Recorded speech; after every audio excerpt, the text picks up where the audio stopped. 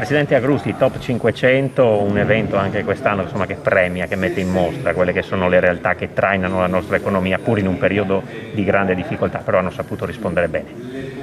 È vero, è un periodo di grande difficoltà, ma si presenta un momento in cui ci sarà quella che io chiamo da tempo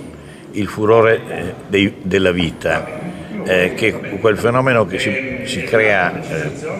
ogni volta che finisce una grande catastrofe, sia essa una guerra, un'epidemia, un terremoto.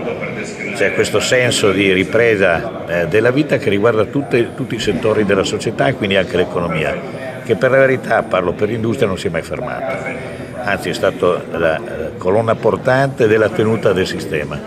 Oggi con Top 500 dimostriamo che ci sono aziende che hanno continuato a performare, che sono state resilienti come si dice oggi